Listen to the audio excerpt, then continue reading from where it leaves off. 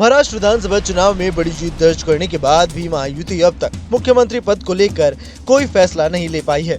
इस बीच शिवसेना प्रमुख एकनाथ शिंदे ने इशारों ही इशारों में राज्य के शीर्ष पद के लिए दावा पेश करते नजर आए हैं। हालांकि उन्होंने ये भी साफ कर दिया कि सीएम पोस्ट को लेकर गठबंधन के 3 दल साथ बैठकर फैसला लेंगे। अब तक ये संकेत मिल रहे हैं कि पोस्ट भारतीय जनता पार्टी के खाते में ही जाएगी। महाराष्ट्र बीजेपी ने ऐलान किया कि सरकार 5 दिसंबर को मुंबई के आजाद मैदान में शपथ लेगी। इस बयान के एक दिन बाद कार्यवाहक मुख्यमंत्री और शिवसेना अध्यक्ष एकनाथ शिंदे ने एक बार फिर से शीर्ष पद पर उनकी वापसी के लिए एक मजबूत पिच बनाई है। शिंदे ने कहा कि उन्होंने एक आम आदमी के रूप में काम किया, इसलिए आम आदमी को लगता है कि उन्हें ही सीएम बनना चाहिए। उन्होंने बीजेपी के केंद्रीय नेतृत्व को भी ये याद दिलाया कि उनके नेतृत्व में विधानसभा चुनाव सफलतापूर्वक लड़े गए हैं। हालांकि उन्होंने दोहराया कि उनकी पार्टी प्रधानमंत्री नरेंद्र मोदी और केंद्रीय गृह मंत्री अमित शाह के लिए कई फैसले का समर्थन करेगी।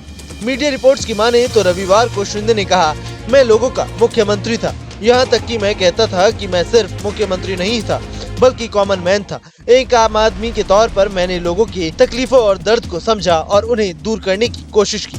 चूंकि मैंने कॉमन मैन के तौर पर काम किया है तो स्वाभाविक है कि लोगों को लगता है कि मुझे मुख्यमंत्री होना चाहिए। तो वहीं जैसे ही हमें पता चला दिल्ली में अमित शाह के साथ बैठक के बाद ही वो सीधा अपने गांव रवाना हो गए, जिसके बाद ऐसे कई कयास लगाए जा रहे हैं कि कहीं शिंदे नाराज तो नहीं। वहीं इन सभी अटकलों के बीच ये भी आशंका जताई जा रही है कि सरकार गठन को लेकर हो रही चर्चाओं से शिंदे खुश नहीं है, इसलिए वो गांव रवाना हो गए। हालांकि वापसी पर उन्होंने खुद ही स्थिति को साफ किया और जानकारी मिली कि उन्हें तेज बुखार आ गया था। तो वहीं उन्होंने एक प्रेस कॉन्फ्रेंस कर कई अटकलों पर विराम लगा दिया। स्वास्थ्य के बारे में पूछे जाने पर शिवसेना नेता ने कहा कि अब वो ठीक हैं, उन्हें आराम करने के लिए अपने पैतृक गांव जाना पड़ा। शिंदे ने कहा, मैं हमेशा अपने गांव आता हूं। जब मैंने पिछले सप्ताह ही अपना रुख स्पष्ट कर दिया तो इसमें कोई भ्रम क्यों होना चाहिए।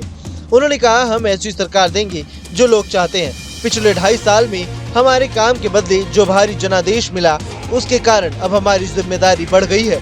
हालांकि एक तरफ जहां शिंदे ने सरकार को लेकर इशारों में कई तरह के संकेत दे दिए, तो वहीं अब माना जा रहा है कि 5 दिसंबर को कहीं न कहीं देवेंद्र फडणवीस का नाम ही फाइनल होने वाला है। और वहीं देवेंद्र फडणवीस के मुख्यमंत्री बनने के रास्ते भी कहीं न कहीं साफ होते नजर आ रहे हैं। अब देखना होगा कि 5 दिसंबर को आखिरकार मुख्यमंत्री पद समेत मंत्रिमंडल में किस किस के नाम शामिल होते हैं। Bureau report, news nation.